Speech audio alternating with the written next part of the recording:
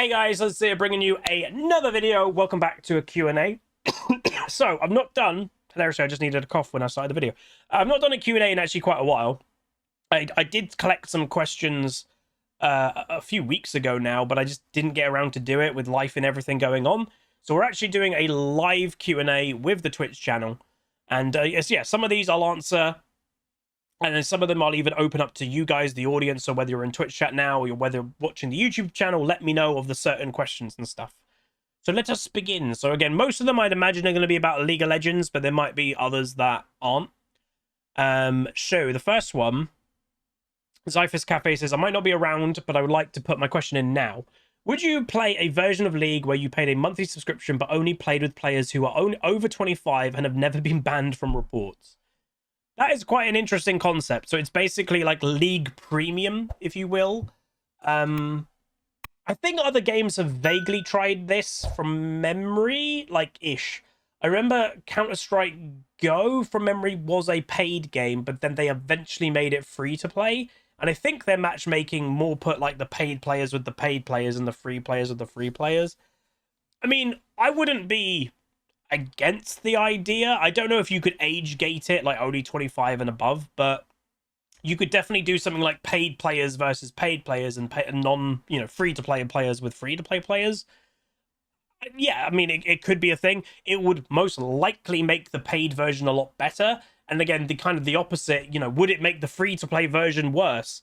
Probably not, considering League in its current state is also pretty bad because it's free to play already, right? So like, it might not be the worst idea. Do I ever think Riot would do it? No. Again, it's quite an extreme thing to do, and what I would say about Riot, and most people would likely agree, Riot try to avoid extremes in any way necessary. They're a very middle of the line company. Everything that they do is trying to please as many people as possible. So I would imagine they wouldn't do that. So that's my 2 cents. Would it be bad? Probably not, but yeah. Nude Crusader says, as someone who doesn't mind the absurdity of broken mechanics, I want to ask, how do you value game health and game balance? That's a pretty good question as well. So again, I think it's just personal preferences, and it's probably just a personal preference that I don't rate as something I enjoy. It's pretty much that simple. It's quite a hard thing to suddenly just turn your mind and go, I enjoy that. I value game health and everything like that. The biggest thing that I value is, dare I say, skill in the game. And I want to feel, whether I'm winning or losing, I want to feel that if I won the game, I did it in a skillful way, like a meaningful way, and I did that. I did that. My decisions I made, the mechanics that I inputted, it was me as the player that made that win possible. And then in the same flip of the coin, if I lost that game, I want to feel I lost that because the enemy team input was more skillful than I did. I got outplayed. Quaxar so much for the 3-year sub club, dude. So yeah, I got beat. I got beat mechanically. I got beat by decision making, and I feel that I was, skillfully beaten in the game. That is the biggest feeling that I always crave, whether I win or lose. I want to feel that it was the player beating me more than anything else. And when I talk about crazy mechanics or items that I don't think are very good for game health, more often than not, it's things that the player input doesn't matter. So does it matter, a Scion split pushing only with Heartsteel, with Hullbreaker, he's got 8,000 health and he's just attacking towers? Does that ever feel that I got beat skillfully? No. And that is just me. Again, some people will go, oh yeah, no, I feel skillfully beaten there. Like, I don't see how you do feel that you skillfully got beaten there. And I also don't see how that Scion themselves feels what they're doing is skillful. And that's true. A lot of the newer champions, me and my Twitch chat just had a conversation recently. We went through a lot of newer champions. When was the point that more OP champs started getting released? And it was around the Kayn area. There's a lot of champions that when you get killed by them or you get beaten by them, that to me isn't that feeling of, oh damn, that person played it well. Like, okay. It's more, oh Jesus, Kayn one-shot me through a wall and I couldn't even hit him. That's not skillful. It's the lack of that feeling to me that I didn't get beat fairly. And I didn't get beat because the player played it skillfully well. More often than not, my frustration comes from that wasn't fair. You know, there wasn't a chance for me to skillfully get around that. It just was broken or whatever in the first place. So that's what I would say. Hopefully that answers it well. And hopefully that makes sense for people that, you know, if again, I know there's players out there that love the OP mechanics because that gives them a higher fantasy feeling of strength. But I don't know. I've been there, worn the cap. I've played other games at high levels. I want to feel that skillful feeling. That's the biggest thing that I crave. And there's a lot of modern mechanics, broken mechanics, whatever you want to call them, that they have lost the sense of skill to me. So that's what I would say. Hackfad says, would Yumi be a better champ if she disconnected from champ she sits on if they got CC'd? Yes. So before the most recent Yumi rework, which by the way has been a success, and I'll explain why it's been a success in a moment, because there's a lot of people that may be confused by that. When we were discussing Yumi in her base elements, the base mechanic of latching only is toxic. It's a negative mechanic. It shouldn't be in League. When League, as the primary mechanic of League of Legends is movement. You take every single champion in the game, minus Yumi, the main and primary mechanic of the game is movement. It's you moving, it's you positioning, it's you... Everything's about movement. And Yumi ignores that primary mechanic. So the way that I was wanting her to go is you're never going to get rid of the champion's identity fully, because the champion's identity is latching onto things. Fine. The way that I said the best way possible is double CC. So double CCing a target that she's latched to should pop Yumi off. And that's why, again, it's double CC, by the way, because double CC, in theory, is not a very efficient way of playing the game. So what I mean by double CC, let's say you're in bot lane, you're playing Ashe and Zyra, okay? Ashe uses an arrow. Normally, if you're playing Zyra, you wouldn't want to use your E straight away because they'd overlap and you'd waste CC time. You'd want to wait a little while for the Ashe arrow to start fading away, then you'd use your E to kind of extend the CC. My thing was, okay, with Yumi, if you double CC a target, which in theory you shouldn't ever do, then it pops off the target. Because in bot lane, you're either wanting to use your CC one after the other to extend the time, or a lot of the time, you CC one target and then you CC the other target. You CC the AD carry and you CC the support. Well, you can't do that against a Yumi lane because she's permanently attached. So using both of your CCs at the same time pops off the Yumi. That to me was like the best way around that mechanic. But obviously they went with a different path. They went with the whole, oh, actually, instead of making it slightly skillful for Yumi to risk popping off and getting that auto attack on, let's completely remove that and make her only latched as one champion. She doesn't bounce to other champions at all. She's only attached to the AD carry. They made it worse. And why, again, why was the Yumi rework successful? Because Riot's aim, they know she was a mistake as a champion. Their aim was to destroy the champion without deleting her. They know it was a mistake. Riot themselves have said there's been several things in the past that they would add as a mistake. They've never named Yumi because they know the community would go nuts if they named Yumi. But she is one. But what their goal was is she isn't played in solo queue all the time and she's never played in pro play. Well, look what's happened. You don't see Yumi practically at all. And if you do, it's mainly a one trick. And she's never now played in pro play. So that was a successful rework in basically destroying the champion. But again, their goal wasn't to make her healthy. Their goal was to just stop her basically being a thing. All right, next question. Where are we? Again, a lot of questions, which is lovely to see. What champions kit / Dine do I love, but it's just not viable in the meta for a while? Ooh. It's an interesting question. Let me actually get the champion list up. Not viable for a while, but I like the kit. Corki, I would say, is quite up there. I love Corki's kit, but he just hasn't been great for a very long time.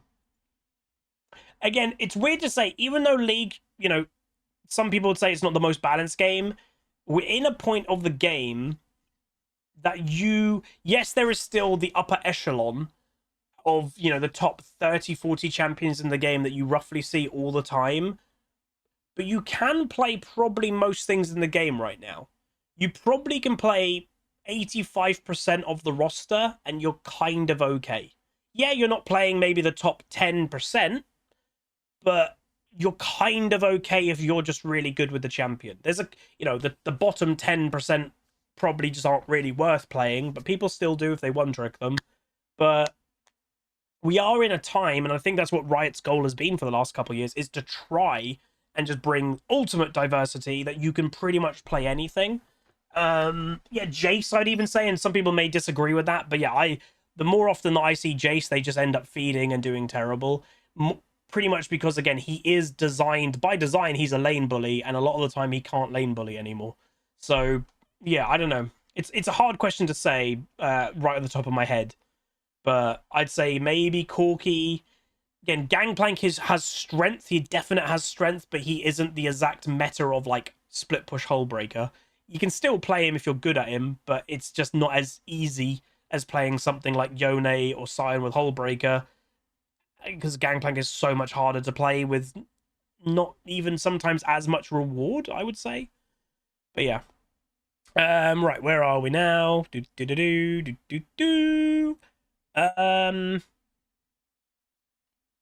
Who's my favorite viewer and why is it me? I don't have a favorite viewer. I know it's a joke question, but I'm never going to name names, but there are individuals within the community that it's a fine line, and it is something that you have to be careful as a content creator. And it sounds weird to say, but the whole like, are you friends with your audience? You've got to be careful because of parasocial relationships, and sometimes they can be actually a little bit dangerous. So you have to be careful. But I do care for the audience, and I truly do. But you do have to be careful because sometimes I don't think it's truly ever happened to me per se, but I have heard about situations on the internet that some audience members with certain content creators, they get a little bit too comfortable. They get a bit too comfortable thinking that your real life buddies and stuff like that. And there has been, some stepping over personal lines. That's never really happened to me with an audience member thinking that, they're truly a best friend or something like that. But I care for my audience. I genuinely want the best for my audience, and I genuinely want to hear about how their day is. That is something that I maybe is rare on the internet. Like, when someone tells me they've got something going on, I do try to remember, and I do actually care about how that thing has gone. So if someone says to me, I have a job interview, I genuinely want to know, did your job interview go well? Which I don't know, maybe that is a bit more of a rare situation, but yeah. Right, where are we now? There was one about when was the most time of balance, I think. Oh wait, what's the phrase? If you could put any kind of new item in the game, what would I put in and why? You'd put a magic resist item with grievous wounds. Yeah, potentially. Yeah, potentially something like that. I would say. What would I say?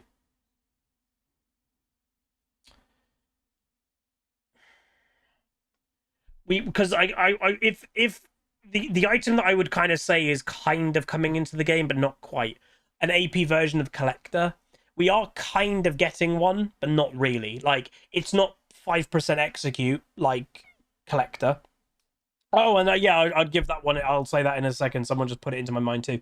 But yeah, I would say an AP version of Collector. We're kind of getting one, but it's also not true. It's not exactly the same. But I would also say an AP version of Hullbreaker. I would probably say that an AP version of Hullbreaker. So if you're playing something AP, you're not completely screwed if they're building Hullbreaker, I would say. So yeah, an AP split pushing item. If Riot loves split pushing and they want to make that happen more, which apparently they do, then it's only fair to give the option to AP champions too. That's what I would say. Where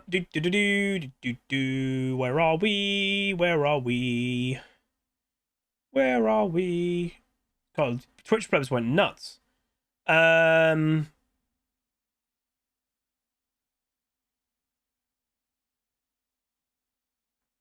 What kind of advice would you give to someone who's been playing League for a long time but hasn't seemingly improved yet wants to? So the average person that I would say has played League for a long time, maybe been silver 4 or 5 seasons in a row, and again, it's sometimes a harsh truth to have, that player's just playing, not actively trying to improve. And that goes with life in general. Like, you can't, if you pick up a hobby and you just do the same thing over and over and over again, it's very unlikely you're going to get better. You may get more consistent at that specific thing you're doing, but actively getting better, not so much. I would say actively be looking to get better, actively thinking about everything that you're doing slightly wrong. And you have to be self-critical, you know, you have to be. You know, when I went from a silver player to a diamond player, I was very self-critical because that's the best place to learn. And I don't think you need to hire a coach or anything like that. You don't. You can see your own mistakes. The average person who's watching my videos or watching any big streamer's content, you spot the mistakes that streamer makes. You can spot mistakes. You spot mistakes from challenger players. You can definitely spot mistakes for yourself. You just have to get yourself out of the bias mentality of it's you. And again, that's where it's really hard to do that while you're playing. Really hard, because you just, more often than not, if you keep saying that was a mistake, that was a mistake, that was a mistake while you're actively playing, you're just going to tilt yourself.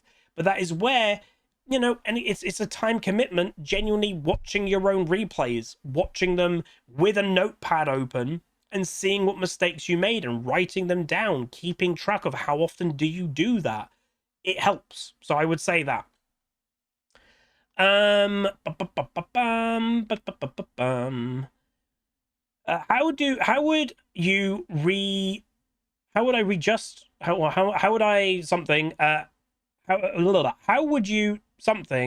Riot handled toxic behavior, inting chat, etc., or maybe readjust?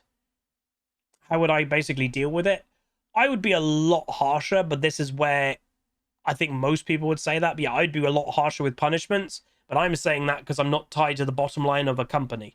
The moment that you're tied to the bottom line of a company and income, and then you've got employees to pay and all that stuff, you have to be a little bit more careful. I think it's very easy to say for an outsider, dude, they should just ban people quicker. They should ban people way more often. They should do a complete jail losers queue.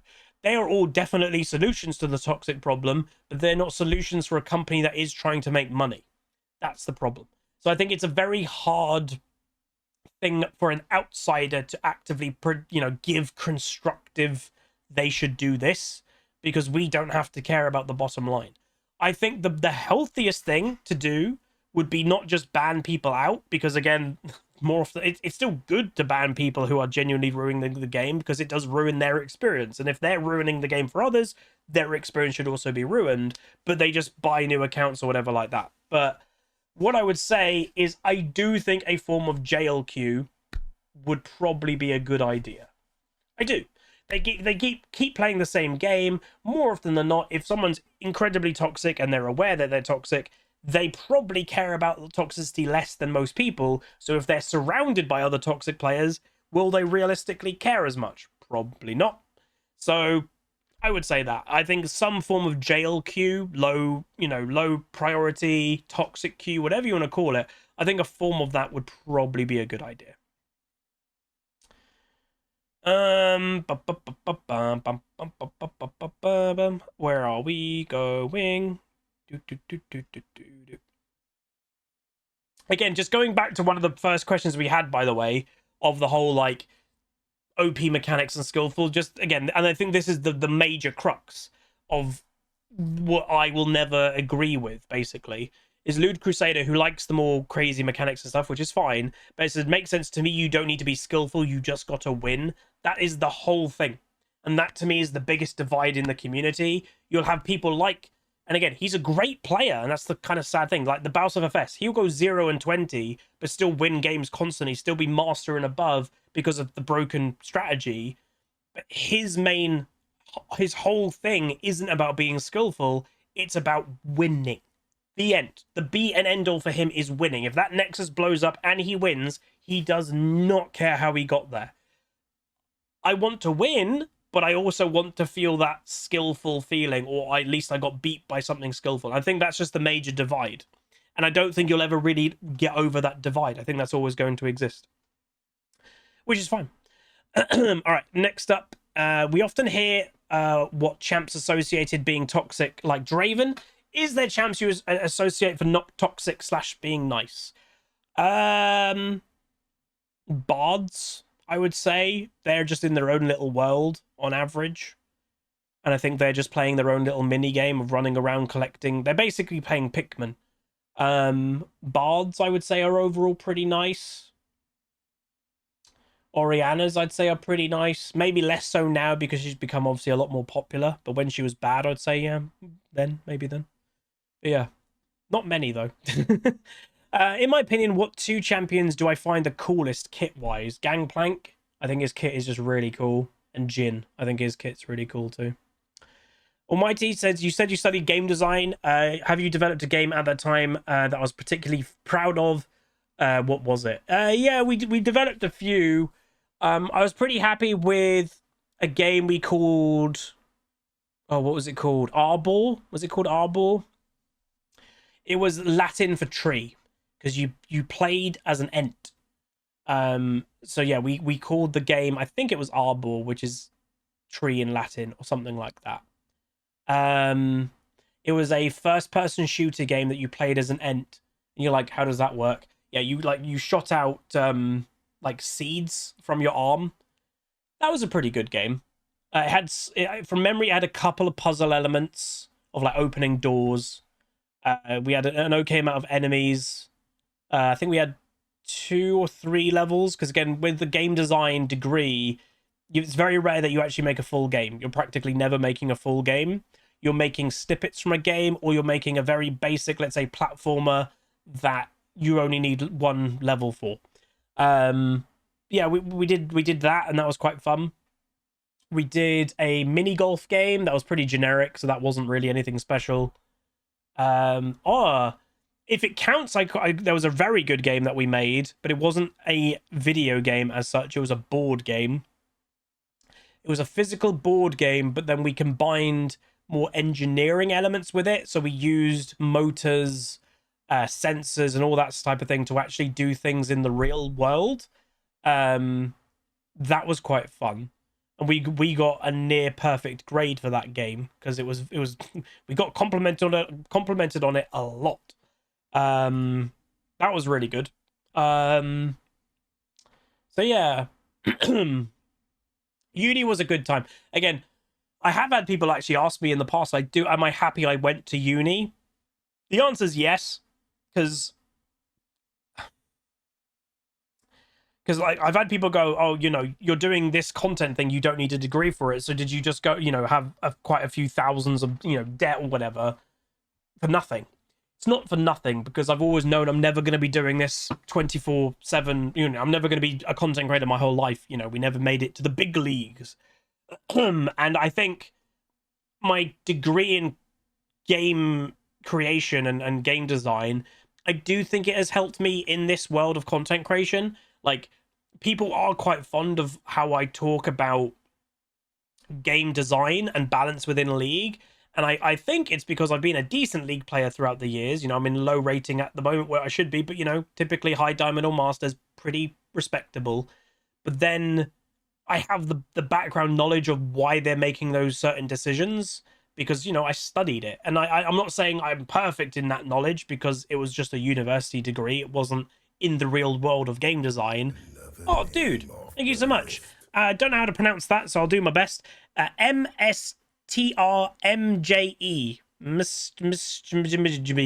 With 10 gifted subs. Thank you so much, dude. Again, helping the hype challenge, which we are still on, by the way. So thank you very much. Appreciate it. But yeah, I think some people do appreciate when I talk about the more aspects of dev updates and stuff. Because, like, there are many people that you could say, maybe even naively, they don't understand the process of game design, that you'll just, like, fix it. Why can't they just fix it? Why can't they just... And it's because there's a lot more hurdles than people actually realize, especially in a major corporation like Riot is now. It isn't just one designer's decision to kind of go, oh yeah, let's fix that. Even someone pretty head up like Freak or August, they won't just make a solo decision. They would have to go through several people, several opinions, several offices, several, think tanks to then eventually get done.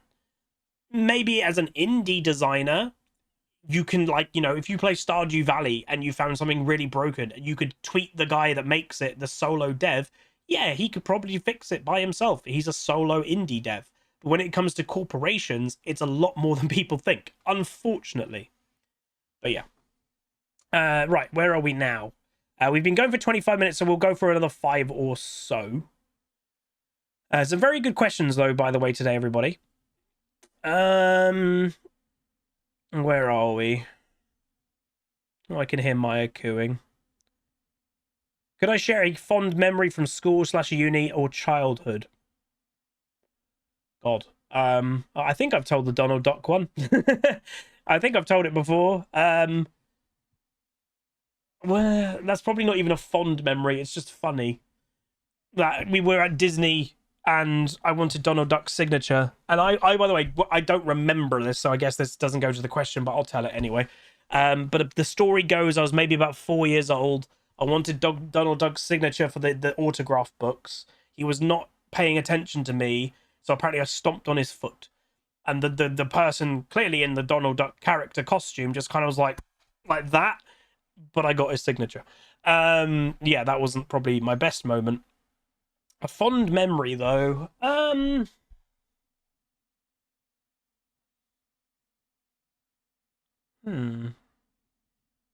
hard when people ask you these things. It's hard to nail down specific things. Overall, I've been really pleased with my life.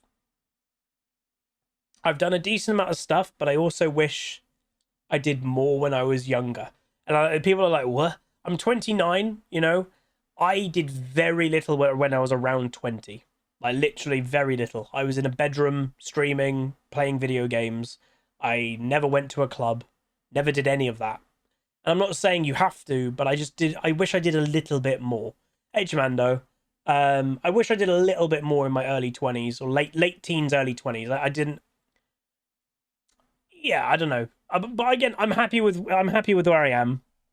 I'm so happy in many ways. You know, life has been a bit challenging in the last few weeks, as you guys probably know. But in the grand scheme, is after I'm done streaming, I get to go downstairs. I get to sit down next to my little puppy dog who's having a hard time at the moment. I get to sit down to the love of my life. That ain't bad, you know. That's pretty good. That's pretty good no matter how you swing it. So yeah, I wish I'd maybe have done more when I was younger, but if I did more when I was younger, like, I'm somewhat of a fatalist. If I did those things when I was younger, it could have put me in a completely different path in my life. Like, everything that I've done in the last 29 years has led me to where I am. I wouldn't change it. You know, I wouldn't. There's a couple things I think could be better. Like, I've gained quite a bit of weight back over the last few years, bad mental health, etc. I wish I didn't do that. I want to lose it again. And, you know, if I didn't gain the weight, that wouldn't have affected me now. That would just be better. But yeah, I don't know.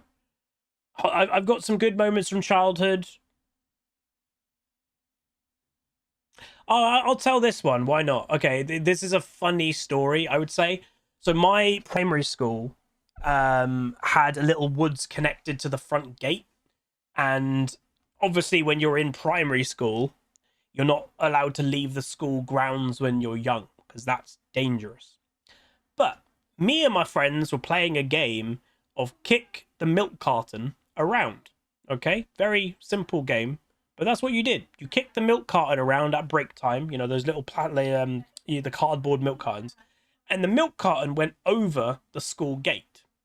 Now, I was very aware that this little woods next door, you could go into the woods and you could basically get around the gate. There was a gap. So I literally go into the woods. I go get the milk carton. And that's all I was doing. I wasn't doing anything malicious. I was getting the milk carton and I was going to come straight back. And I kid you not, and I remember the thought to this day, I get the milk carton, I look up towards the gate, and there is one of the teaching assistants who didn't like me so much because I was a bit of a cheeky chappy. And I literally look up and go, hello. She was very angry, and I went straight to the principal's office.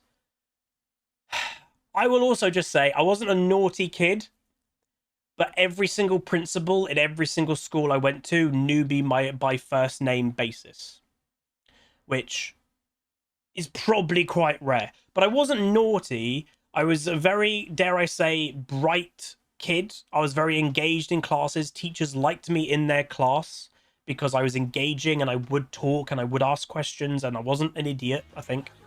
Billy, thanks so much for the 70 months of Prime. But I don't know, like I was quite easily bored, or I just would push boundaries a little bit. And like, for example, right, in that same primary school, we had the naughty wall. I bet those things can't exist anymore in modern day, you know, PC and all that. But if you did something bad, a version of detention would be you stand in the playground on this wall for 10 minutes, let's say, and then you get to play. And quite often than not, and this is the kind of duality of me, I followed the rules ish. But there was a time that I was on the naughty wall at break time, and the principal came nearby, and I literally yelled to him, "Hey, Mr. So-and-so, look at me, I'm being a good boy, I'm staying on the naughty wall." Obviously, that doesn't make a lot of sense. I'm being a good boy, I'm staying on the naughty wall, but if I was a good boy, I wouldn't be on the naughty wall in the first place. But yeah, I was just a bit of a cheeky chappy. Teachers liked me, I wasn't a troublemaker, I never did anything terrible in school. You know, I was pretty good at school to a certain extent. It's just I liked talking quite a lot. That was quite a big thing. I liked also swinging on my chair. And again, like if there was dumb logic to me, I would challenge it. So like a couple, like again, that milk carton thing, to me, it was stupid that I couldn't just go get the milk carton and come straight back. That was idiotic to me. I'm not going to do anything. I'm just getting the milk carton, right? The other one is I had a massive argument with a teacher once, and I still to this day think kid me was in the right. My teacher was talking about rain, and she was trying to make the point that, well, I can't remember even exactly, but I was arguing that there is always going to be a start and a stop to the rain. At one point, even for a fraction of a second, half of you can be wet and half of you can be dry. And she said, no, that's not possible. I was like, that's just not correct. And we were properly having an argument. I was probably 10. And I was just like, no, that can't be correct. Because otherwise, if there's not a start and a stop, then either the whole world is raining or the whole world is dry. And obviously that is not true. I still, to this day, think I was right, because that obviously is true. But, like, I would challenge what I felt was idiotic logic, even from a very young age. So I've always done that. I still partially do it, I would say. But yeah, I can sometimes get a little bit heated, I would say, in voicing my opinion. I would say. See you later, Kotobra. But yeah, that's what I would say. All right, we got a couple more maybe. Let's see. Again, thanks for watching, by the way, everybody. And yeah, the pilot thing. Why did I go to uni if you also had the choice to be a pilot? I didn't have the choice to be a pilot. That's the thing. So it was always a dream of mine to become a pilot. But becoming a pilot, just to put this perspective for everybody, okay? Again, I will give you numbers. I've always kind of sometimes, I think I've spoken about the numbers a little bit, but I've never really, I don't think, truly just said. To become a pilot in what I wanted to do, it was £120,000. £120,000. So that's probably about $140,000. What I was going to do was the BA flight course. So it's the British Airways flight course. It's 18 months. You get housed in Southampton or Portsmouth for 6 months. You do your initial training, exams, etc. in Portsmouth or one of them Southampton for 6 months.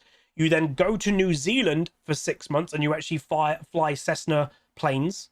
And then you come back to the UK for your final 6 months to actually do the official tests. And if you pass, obviously, that is 18 months. But then the thing that obviously is why it's so expensive is, yeah, you're housed, you travel to New Zealand, and all that's included. The only thing that's not included, I think, is food. But you're guaranteed a job at the end. And your starting salary with BA would be a roughly £50,000. And then you can probably, in about 4 or 5 years, get to triple digits. So pretty quickly, you can basically earn back that £120,000. I never in no world was ever going to have £120,000, you know, in my, you could say in my normal life, that I was just going to do uni, go get a typical job. That was never a world. I've said it before, and some people get very surprised. I had that money. As crazy as that may sound, I had more than that money because I was doing content for many years, living at home. And yeah, I bought some nice things here and there, but the vast majority of my money was just going into a bank account. I had more than that money. And that was the plan. So I never felt that stressed about my future. I was like, oh, I'm just going to go do the pilot thing. And then it's not a regret of mine in any way. But then I fell in love. And I fell in love with Queen Pleb. And I realized two things. One, I want to be with her all the time. Secondly, being a pilot, not just being away for the 18 months to train. Being a pilot is a lifestyle change that now that I'm in love, I don't know if I could do. And that's the thing, is everything's easy and everything's very simple when you're single and it's just you. And you're like, oh yeah, I'll go away for 18 months. Then you're not connected. You know, yeah, you've got your family, but they'll understand. They'll be fine. They'll be back. You know, they'll be staying. It's your family. They're going to be there 18 months time. But then I met her and everything kind of changed. So then after about a year and a half, we kind of started talking. You know, we weren't long distance, but we weren't really close. We were about an hour and a half, 2 hours away. So it wasn't really close, but we generally saw each other at... yeah, I'll say that in a second. We generally saw each other at weekends. So that was a bit tough, and we kind of were starting to think more, maybe we should get a place together. And rent was spoken about. We're just going to rent. But then the more that I thought about it, it didn't make sense to be holding on to this crazy amount of money with COVID happening. And that's the thing. COVID kind of, let's say, put the nail in the coffin in terms of becoming a pilot. Because we, as you all know, where I became, or where my want of becoming a pilot came from was family friends were pilots. I grew up with a few family friends that were pilots. One specifically, who was, again, he was a great guy. I spent a lot of time with him when I was a little kid. Again, my dad worked 6 days a week growing up, and I only saw my dad once a week, and we had a great time that once a week, but he wasn't around that much. So other family friends that are about, I spent a lot of time with them, and he, at the time, they had no kids, the couple. So, you know, I could almost be like, it's weird to say, but like a little bit of his son. Like, I did a lot with him growing up. I flew remote control planes with him, and he was the pilot. He is a head pilot, head captain, whatever you want to say, of a mainstream airline to this day. Well, I say that. Unfortunately, he's been diagnosed with Parkinson's only a few weeks ago, which actually made me quite sad. That was another one of the bad news that, you know, all the bad news that has been happening. Yeah, he got diagnosed with Parkinson's a few weeks ago. I've not seen him, hilariously, in about 8-9 years because they're out in Dubai. But yeah, he was a big part of my childhood and that had a lot of influence. And he was the one that when we'd be coming back from a family vacation, at the time he flew for Ryanair, and we'd be coming home, and you know when you can hear the pilot going, "This is your captain speaking," blah, blah, we knew it was him. And then there's photos of me being quite a young boy in the cockpit of planes, because he'd fly us home from holidays and invite me into the cockpit. I spent crazy amount of hours in cockpits when I was young with him and my dad, and we'd be watching what they're doing, and half the time they weren't doing anything. But that's where I got the love of wanting to be a pilot. But basically, with having them as really good family friends, and my mum is best friends with the wife, when COVID hit, over half of pilots were seriously let go from their job, but then any pilots were still in a job, they were flying once a week, if that. They were flying cargo because there weren't flights. And by the time that you would do training and everything, it was going to take years for everything to recover. It's probably still not even fully recovered to this day. That firstly, they would have to rehire already the trained pilots. And then the trainees would be such at the bottom of the barrel for employment. I kind of felt, well, I may as well just buy a house. And that's what happened. So I fell in love, and I don't regret that. I love her, and we're going to have a great life, and I'm very happy. And I didn't really want to be away from her. The lifestyle change of constantly being away would also kind of suck. But then also at the time, it was, this money is just sitting in a bank account. I need to do something with it. What can I do? And it was either invest invest, but that obviously has some risks in its own, or buy a house. And obviously, I don't own this house outright, but I bought this house. And again, it's a nice house. It's not crazy, trust me. It's a bit above a starter home, I would say, in the UK. It's a bit above a starter home, and I own 25% of the house. So I walked into this house already owning 25% of it, which again is quite rare. I bought this house when I was 27-ish, officially. Quite rare to own 25% of your house when you're 27. So, and yeah, housing is it's an investment, obviously. Oh, I bought a lovely quarter Fraz. But yeah, so that's basically the story of the pilot stuff, of why it's not a thing. You know, even if I wanted to become a pilot now, which I don't really, because again, I wouldn't want to be away from Queen Pleb and Maya. I don't have the funds to do it. And I know with all these BA flight school or EasyJet flight school, if you've got equity in something, you can, you know, put a stake up. I could put my house up for stake to get the funding to go do it. I know I can, but I just don't really want to, you know? Don't really want to. There have been thoughts of mine of what am I going to do next, and a big thought, and I have seriously considered. I love everything about flying, and I love the world of that. And I have actually seriously considered becoming an air traffic controller. That is something that I have actually looked into. Air traffic controller is quite a good career. You can earn a decent amount in it. It's a very high stressful career, but I think I'm overall not bad in that kind of world of very much concentrating. And hilariously, in a really weird way to say, they're only allowed to work 4-hour stints because of how much you're concentrating, and you're looking after the souls, is what they call them, of each flight. You know, this flight's got 350 souls on board, is literally what they say. You only can do like 4 hours at a time. Then you have to either have, you know, finished for the day, or you have a break. So it's quite interesting. So I've kind of thought about that, but we'll see. Again, I'm in the thought process at the moment of, I love content creation. I wish I could do it forever. It's unlikely that I will be able to. And again, it's more, I'm pretty happy with what I make. You know, I've kind of said that for the last few years. Yes, I'm making less than I used to, but if I could lock in exactly, let's just say this month, if I could lock in my income for this month or even last month, would I do that for 10 years? Yeah, the answer is yes, I would. I would lock that in. I would never be rich, but I'd be comfortable.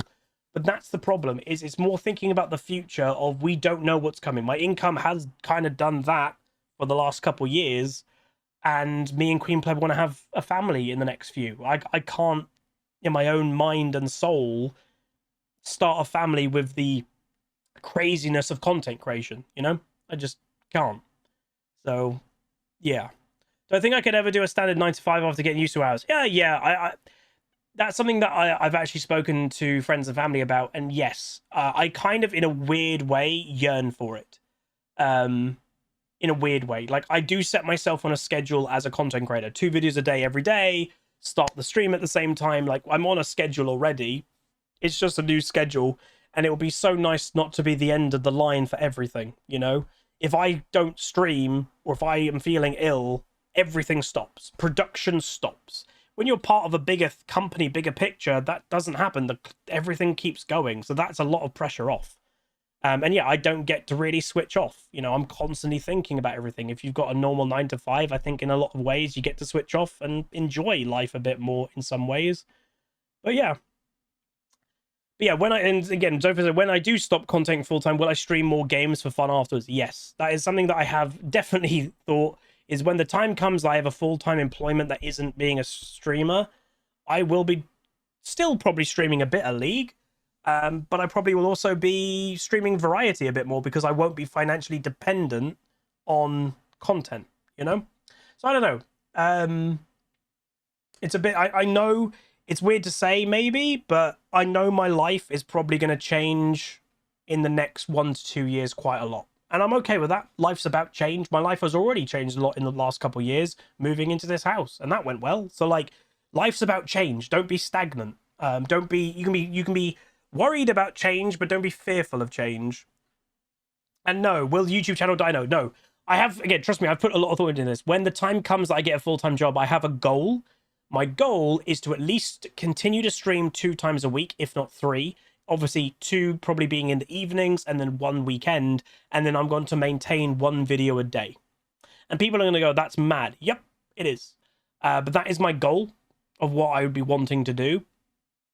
Because the very likelihood, and again, just being very realistic, when I get a full-time job, a career job, my income will go down if I just did that new job, you know? Because I'll be kind of starting from the beginning, if you will, because I haven't been in a career in a corporation for 10 plus years, obviously. But obviously, if I can do the full-time job and then do a bit of content on the side, hopefully that'll be all okay. So that's my goal. Again, people think I've absolutely been mad for doing 2 videos a day every day for many, many years, but I've maintained it, you know. All my family and friends think I'm absolutely insane. So, yeah.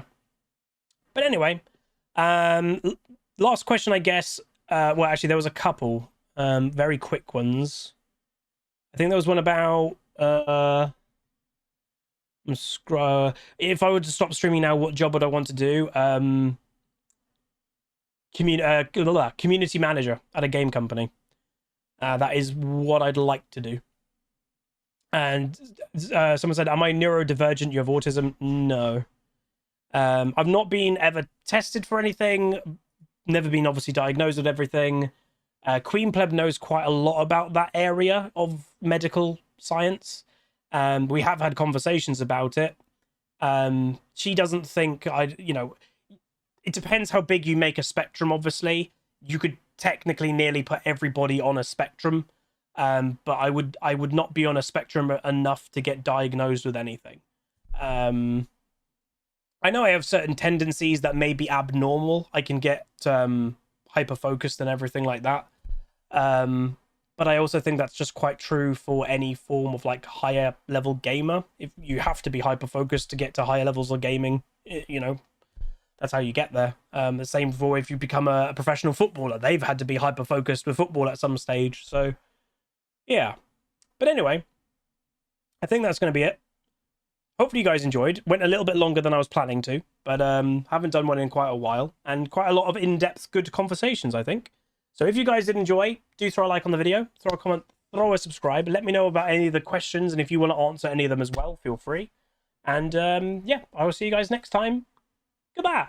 Call down the reckoning to bring back hope and peace. Restore our Gloria to live forever.